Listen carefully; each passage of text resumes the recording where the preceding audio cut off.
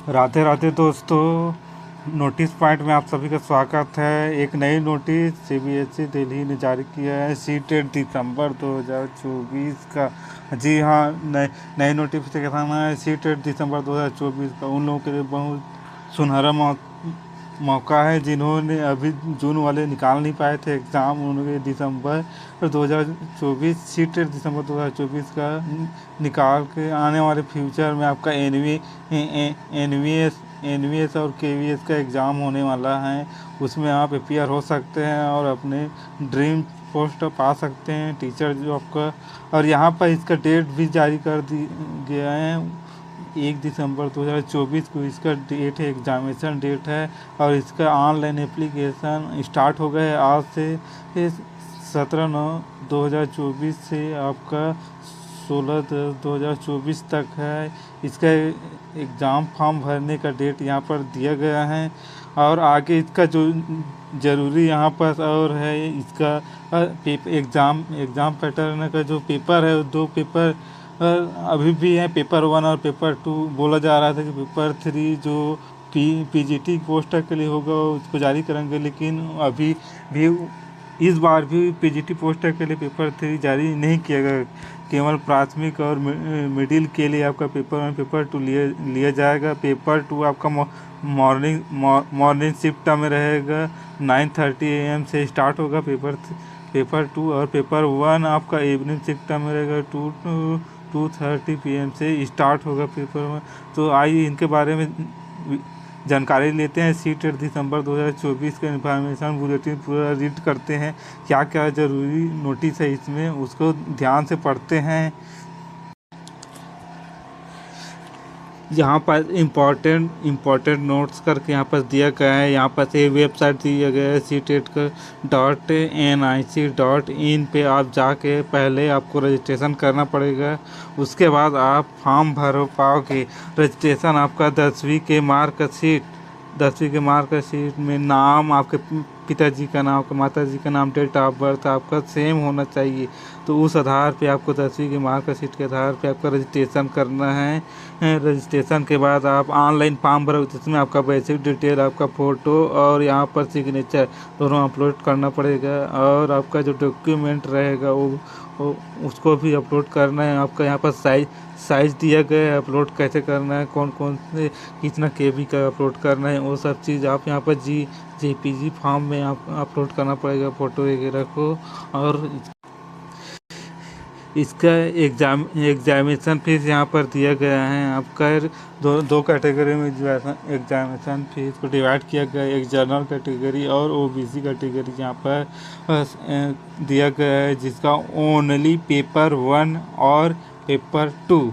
यदि आप एक पेपर दिलाना चाहते हो और जनरल कैटेगरी है, ओबीसी कैटेगरी है, तो आपको 1000 आपको देना पड़ेगा। यहाँ पर 1000 आपका फीस होगा। अगर दोनों पेपर दिलाना है तो आपको 1200 आपको देना पड़ेगा।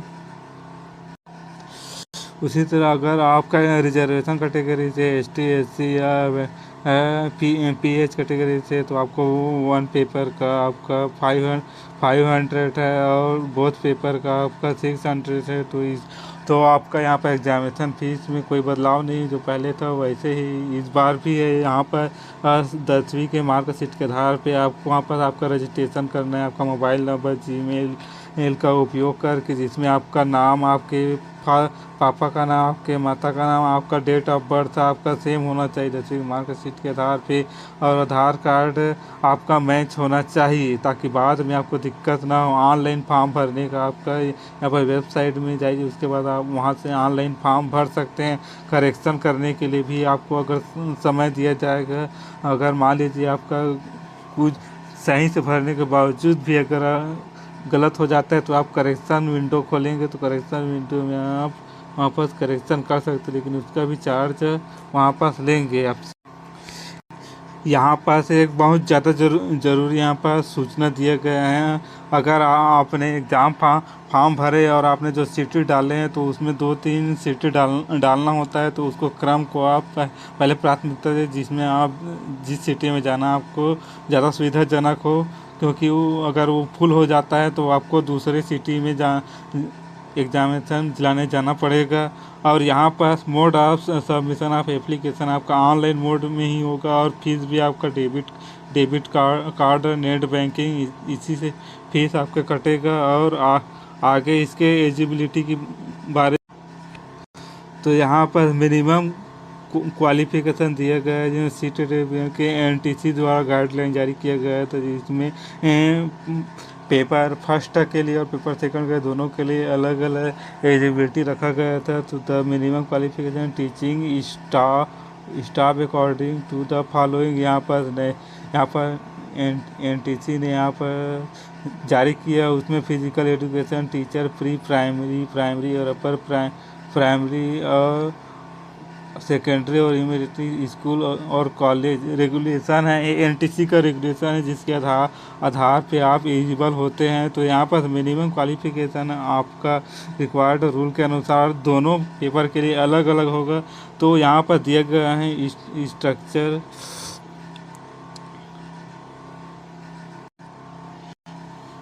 यहाँ पर जो कैंडिडेट रिजर्व कैंडिडेट उन्हें 5% का छूट दिया जाएगा परसेंटेज में। और आपका यहाँ पर एलिजिबिलिटी प्राइमरी के लिए आपका डीलेड बीटीसी होना चाहिए, आपका 12th पास और डीलेड बीटीसी होना चाहिए फर्स्ट पेपर के लिए। और सेकंड पेपर आपका जो मिडिल के लिए होता है उसमें आपका ग्रेजुएशन और बीएड होना चाहिए, और सम इक्विवेलेंट आपके पास डिग्री होना चाहिए, डिग्री या डिप्लोमा।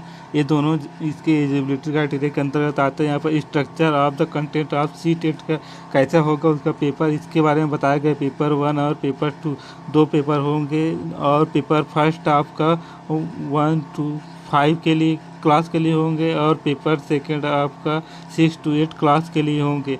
तो इसका जो सिलेबस है यहाँ पर दिए गए, पेपर फर्स्ट का सिलेबस यहाँ पर दिया गया आपका CDP पेडोलॉजी, जिसमें आपका 30 मल्टीपल चॉइस क्वेश्चन होंगे यहाँ पास, और 30 मार्क का होंगे। उसी तरह दूसरा है मैथमेटिक्स आपका, ये भी 30 क्वेश्चन होंगे 30 मार्क का। और इन्वायरमेंटल स्टडी है आपका 30 क्वेश्चन 30 मार्क का। लैंग्वेज का आपका 30 क्वेश्चन 30 मार्क का। लैंग्वेज 2 के लिए भी 30 क्वेश्चन 30 मार्क। तो इसके जो एग्ज़ाम पैटर्न है इसमें कोई चेंज नहीं हुआ है, जो पहले था वैसे ही है। इसमें पेपर 1 के लिए ठीक वैसे ही आपका पेपर 2 के लिए भी यहाँ पर कोई चेंज नहीं हुआ है। यहाँ पर एक चीज़, यहाँ पास आप लैंग्वेज 2 लैंग्वेज चूज कर सकते हो। आपका प्राइमरी लैंग्वेज जो भी है जिसमें एग्ज़ाम दिलाना चाहते हो वो वाले प्राइमरी लैंग्वेज, और सेकंड लैंग्वेज जिसको आप जानते हो उसमें सेकंड लैंग्वेज, इसमें जितना भी लैंग्वेज इसमें से 2 लैंग्वेज आपको चुन सकते हो। ये यहाँ पर दिया है पेपर सेकंड के लिए इसका सिलेबस है CDP child development and psychology के लिए। यहाँ पास आपका 30 मार्क है, 30 क्वेश्चन का 30 मार्क दिया गया है। मैथमेटिकल एंड साइंस का 60 क्वेश्चन रहता है 60 मार्क। और जो सोशल साइंस वाले हैं उन लोगों के लिए भी 60 क्वेश्चन 60 मार्क।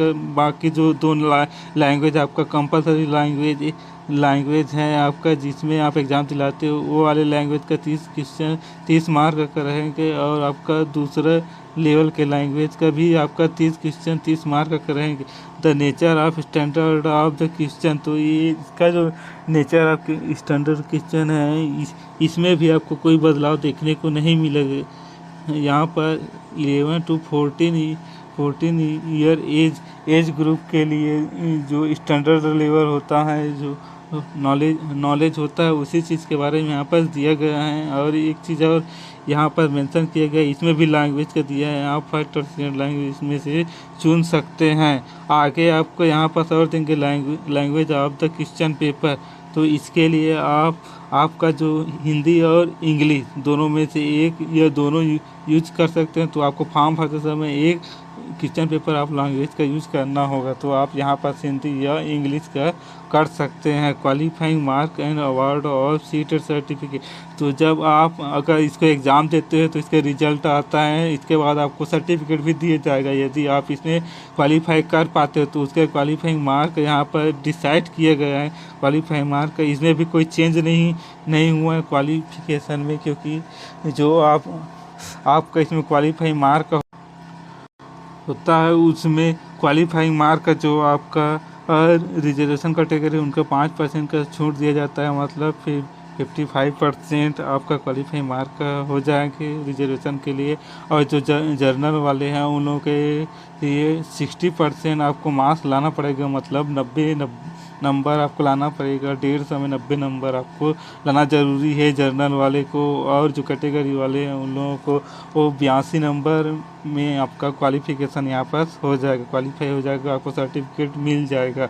ठीक उसी प्रकार एप्लीकेबिलिटी का यहाँ पर दिया गया है, जिसमें सी-टेट का कौन कौन से प्रोवाइड होगा, कैसे होगा, उस चीज़ के बारे में यहाँ पर ये बताया गया है। Validity proof of CTET certificate तो आप सभी लोग जानते हैं, तो एग्ज़ाम पहले दे चुके हैं। जो नए स्टूडेंट हैं उन लोगों को बता दूं कि जो आपका वैलिडिटी प्रूफ ऑफ सर्टिफिकेट है वो लाइफ टाइम के लिए रहेगा। अगर आपने एक बार आप क्वालिफाई कर लिए तो वो हमेशा के लिए वैलिड रहेगा। एग्जामिनेशन सेंटर का भी पहले डिस्कस कर चुका हूँ थोड़ा से। उसमें जो आपका फोर डिफरेंट ऑप्शन दिया जाएगा, आपको यहाँ पर बताया गया है एग्जामिनेशन सेंटर डालने का। जो आपको नज़दीक रहेगा, सुविधाजनक होगा, उसको पहले प्रेफरेंस देते हुए 4 आपको डिफरेंट एग्जामिनेशन सेंटर भरना है, ताकि उसमें अगर फुल हो जाए, कुछ दिक्कत हो जाए तो अगले सेंटर में आपको वो दे सके उसको एग्ज़ाम देने के लिए। ठीक उसी प्रकार से यहाँ पर एडमिट कार्ड की, जब एडमिट कार्ड आएगा उसके बारे में जानकारी दिया गया है। ठीक यहाँ पर एग्जामिनेशन ये सेंट्रल फीस का बता दिए, पेपर फर्स्ट और सेकंड के लिए या दोनों बोथ के लिए कितना लगेगा। आगे वेरिफिकेशन एलिजिबिलिटी, ये वेरिफिकेशन एलिजिबिलिटी आपका जब जॉब लग जाएगा तो उसमें आपको वेरीफाइड किया जाएगा। यहाँ पास एमआरईएस यहाँ पर दिया गया है। जो PWD कैंडिडेट है उसके लिए जो बेंचमार्क एबिलिटी वो ज़रूरी है। और इसका सब्सक्राइब वाले का है, ये पूरा सब्सक्राइब कर दिया गया है। और सर्टिफिकेट एंड मार्क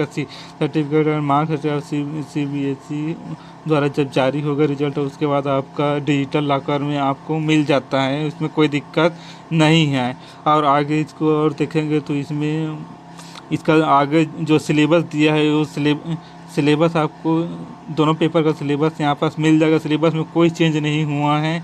तो दोस्तों ये वीडियो यहीं तक था। अगर आप इसकी तैयारी करना चाहते हो तो अलग से एक प्रिपरेशन वीडियो बनाऊंगा। तब तक आप इसमें जो डाउट होगा उसको आप अपने कमेंट बॉक्स में छोड़ सकते हैं। मैं पूरी कोशिश करूंगा कि उससे डाउट क्लियरिंग एक और छोटा सा वीडियो डाल सकूं। बाकी आपके सपोर्ट के लिए बहुत बहुत धन्यवाद। आगे भी सपोर्ट करते रहिए। जय हिंद, जय भारत।